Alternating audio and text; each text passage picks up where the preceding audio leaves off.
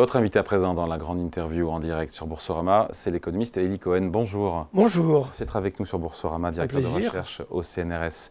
Il y a ce budget, on en parle évidemment toute la journée 2025 présenté aujourd'hui en Conseil des ministres.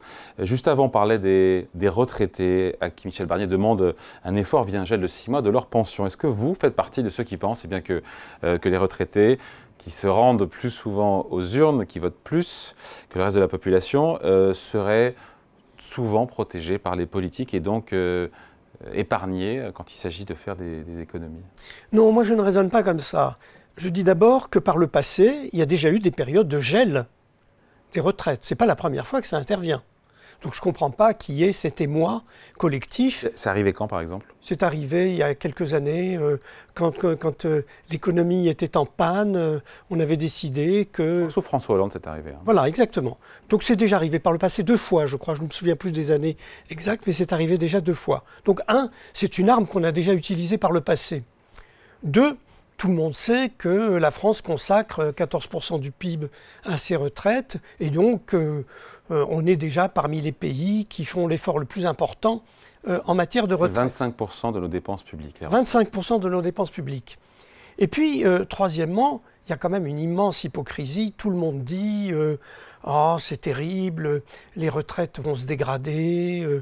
Quand on est jeune, on dit nous on cotise et on ne connaîtra pas de retraite. On oublie juste de dire qu'en fait, à bas bruit, sans que ça se sache, les Français préparent depuis longtemps un autre pilier de revenus pour leur retraite, c'est l'assurance vie. Ouais. Et donc, en fait, sans qu'on ait jamais, par idéologie, fait le choix de la capitalisation... On l'a fait de fait. On l'a fait de fait. Tous les Français, ou presque, ont de l'assurance vie avec des unités de compte. Donc, l'unité de compte, qu'est-ce que c'est? Si ce n'est... investir sur les marchés boursiers. Investir sur le marché boursier. Donc, au total, je trouve qu'il y a vraiment un grand émoi collectif pour pas grand-chose, et il n'est pas nécessaire. Donc vous êtes plutôt favorable à ce demi-gel, à ce report de 6 mois? Voilà, je suis favorable, et je suis surtout favorable au fait... Même pour les petites pensions? Non, les petites pensions, c'est à part. Je suis partisan, moi, depuis toujours, d'une démarche sélective. Je crois que ça ne sert à rien d'arroser peu et tout le monde. Je crois qu'il faut arroser beaucoup, mais peu, et donc il faut vraiment aider ceux qui en ont véritablement besoin. Donc je suis d'avance favorable à la mesure qui sera prise pour les petites retraites. C'est un plan d'austérité le plus violent que le pays ait connu. Le pays n'est jamais connu, c'est ce que nous dit la gauche aujourd'hui. Pas de plan d'austérité, répondent en chœur Antoine Armand à l'économie et Laurent Saint-Martin au budget. Récession assurée, nous dit la gauche, avec ce projet de budget présenté aujourd'hui, avec, on a compris ce chiffre, 60 milliards d'euros de redressement financier exempté, parce qu'on verra bien ex post, comme on dit en économie, après, à la fin, ce qui vraiment aura été réalisé. On donne raison, donne tort à qui, d'un point de vue économique? On ne fait pas de politique ici. Écoutez, non, il faut faire de la politique. Là, lorsque la gauche est dans l'opposition, elle a l'habitude de manier l'outrance et de proposer des mesures qui sont peu vraisemblables économiquement. Ça fait partie de la culture d'opposition de la gauche. 50 milliards d'euros de hausse d'impôts présentés hier par Lucie Castet. Comment? Lucie Castet a parlé de 50 milliards d'euros d'impôts. Là, on est autour de 20-25. La nature de la gauche, c'est qu'elle est révolutionnaire dans l'opposition et quand elle est au pouvoir, elle est très raisonnable, elle est très accommodante et elle fait souvent passer des mesures de type libéral. Donc il faut savoir ça, il faut avoir cette clé de décryptage politique. Et puis après... C'est l'ancienne gauche? Est-ce que cette nouvelle gauche aujourd'hui peut être plus radicale? Non, la nouvelle gauche, elle est composée de 2 ailes qui ne se parlent pas ou qui ne vont plus se parler. LFI qui est dans la gauche extrême et ce qui reste du PS qui veut se re-social-démocratiser, qui veut renouer avec une culture de gouvernement, ce qui est très très bien. Donc il faut accepter que lorsque la gauche est dans l'opposition, elle se livre à de tels excès. Souvenez-vous, il n'y a pas très longtemps, avant que Hollande n'arrive au pouvoir, le Parti socialiste avait sorti un livre sur les bienfaits de la dette. Les bienfaits de la dette, vous m'avez bien entendu. Comme si on n'y avait pas assez recours, comme si depuis... y avoir recours quand les taux d'intérêt étaient à 0, c'était plutôt une bonne idée. Oui, mais enfin, on était déjà déficitaire et endetté, et on était déjà dans une situation où on finançait à crédit nos politiques de relance. Si vous voulez, aujourd'hui, l'actualité fait ça. L'assurance, on annonce que la sécurité sociale ne sera pas en déficit en 2024 de 10 milliards, mais de 16 milliards. Mais pourquoi d'abord était-on en déficit de 10 milliards pour des dépenses courantes de sécurité sociale? Pourquoi faut-il qu'on finance à crédit le traitement des angines et des grippes de vous et moi.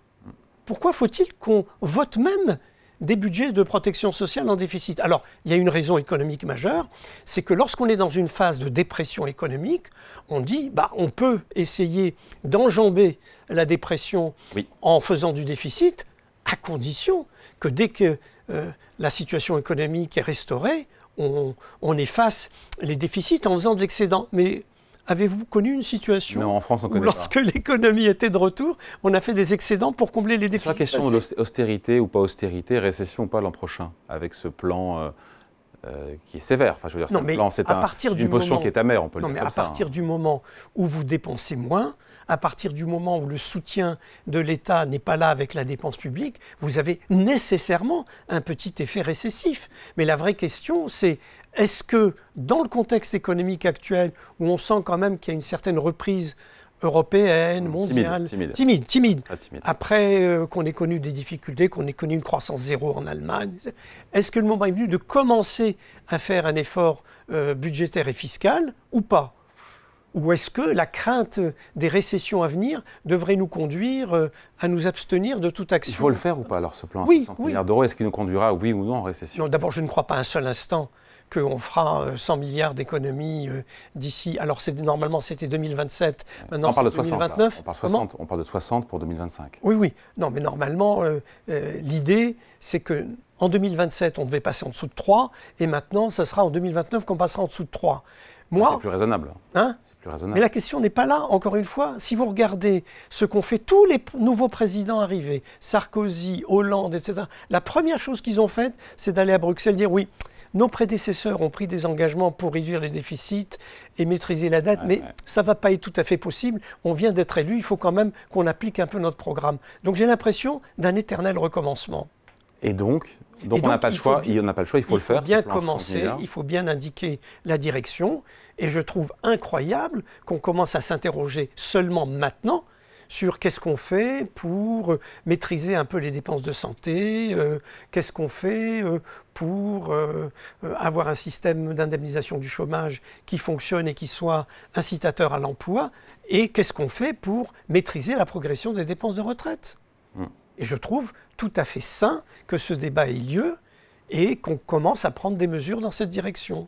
Bon, et donc votre analyse alors sur le 2 tiers, 1 tiers entre les économies sur la dépense, 1 tiers de hausse d'impôts, les 40 milliards, les 60 milliards, c'est vrai qu'on parle beaucoup plus de hausse d'impôts que de documenter les économies sur la dépense. Écoutez, c'est très français, ça. Sur le principe, tout le monde est d'accord, comme vous remarquerez. 2 tiers de réduction des dépenses et 1 tiers d'augmentation des impôts. Mais je voyais François Eccal, que vous connaissez, qui est un grand spécialiste des problèmes budgétaires et fiscaux. Il me dit, je vois beaucoup les augmentations d'impôts, je ne vois pas beaucoup les baisses ou la maîtrise des dépenses. Vous aussi? Moi aussi, bien entendu. On ne les fera pas, les 40 milliards d'euros? Non, je ne crois pas. D'économies sur la dépense? Non, je ne crois pas. On l'a expliqué hier, ce qui ne fera pas du tout baisser d'ailleurs la dépense publique en France, qui continue d'augmenter, mais 2 fois moins vite, à plus de 2%. C'est bien de Absolument. Non, il est très très difficile d'engager un cycle de dépenses. Et d'ailleurs, vous avez noté comme moi que le débat porte plus sur l'effort que l'État demande aux collectivités locales et sur les réflexions qui sont menées sur la santé ou les retraites. Et quant aux réflexions sur les dépenses de l'État, et notamment la rationalisation de l'appareil d'État, on dit qu'il faut beaucoup supprimer des doublons et supprimer certains fonctionnaires, mais vous avez vu ce qu'on veut faire? On veut fusionner le commissariat au plan et France Stratégie. Il y a 3 emplois. Oui, on ne va pas aller bien loin en termes d'économie, c'est ça. Voilà, c'est pas très sérieux quand même. Sur le taux minimal de 20% que Michel Barnier veut instaurer sur le taux minimal d'impôt sur les plus aisés, le Figaro disait hier, si on ajoute l'impôt sur la fortune immobilière, le cumul s'élève à un montant qui est quasiment au même montant que l'ex-ISF, impôt sur la fortune. D'où ma question, est-ce que le Premier ministre n'est pas en train, de manière déguisée, de recréer l'impôt sur la fortune sans l'appeler ISF? Non, parce que recréer l'impôt sur la fortune, souvenez-vous, c'était taxer tout le monde de manière progressive à partir de 1,3 million de patrimoine.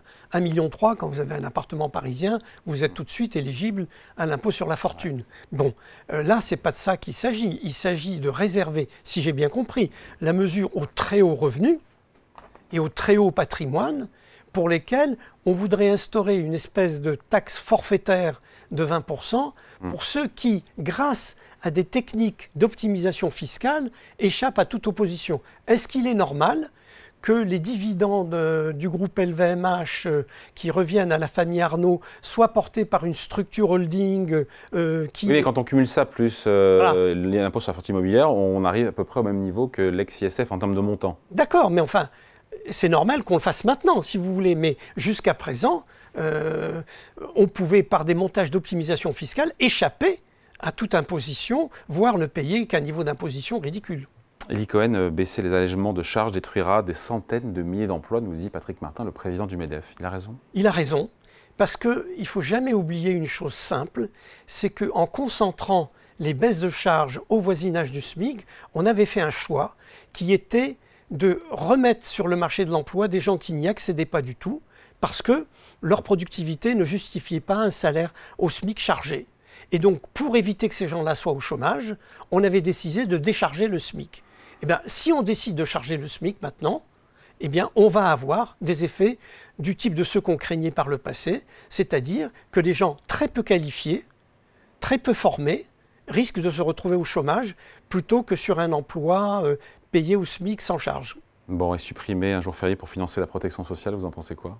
On l'a fait par le passé, ça c'est des gadgets, c'est pas ça. Non, je préfère vraiment qu'on mène une réflexion de fond sur l'assurance maladie, par exemple.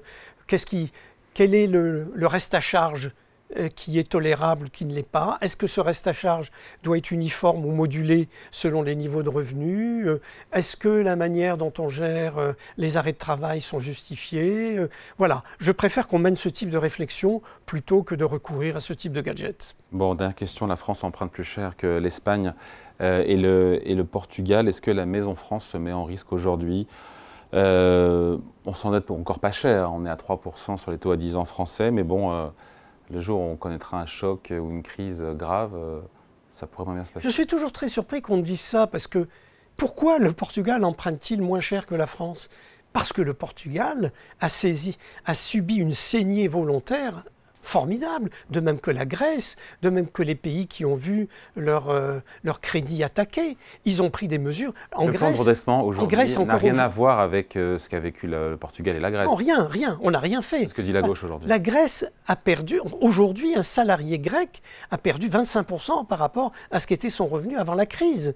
Il a vu ses indemnisations de chômage, sa couverture maladie, sa couverture retraite très fortement dégradée. Ces pays-là ont fait des efforts considérables pour se remettre sur les rails. Et ils ne comprenaient pas comment un pays comme la France pouvait aligner les déficits sans que jamais, par exemple, nous sommes les autorités européennes nous rappellent à nos obligations. Ouais. La France aujourd'hui, c'est la Grèce et le Portugal. Non, non, je ne dis pas ça. Je dis simplement qu'on est dans une situation financière dégradée qui est encore tout à fait maîtrisable parce que nous avons un crédit formidable à l'étranger. Les gens se bousculent pour acheter de la dette française. Il faut en profiter. On s'endette à un taux. Eh bien, tout va bien, alors tout va bien. Donc, non, mais ça ne va pas durer éternellement. C'est-à-dire, si progressivement s'installe dans les esprits l'idée que décidément, on est incapable de maîtriser nos déficits et de juguler notre dette, alors on ne pourra plus emprunter dans les mêmes conditions. Allez, merci beaucoup pour cet entretien Merci. avec Eli Cohen, directeur de recherche au CNRS, invité de la grande interview en direct sur Boursorama. Au revoir, merci. Au revoir.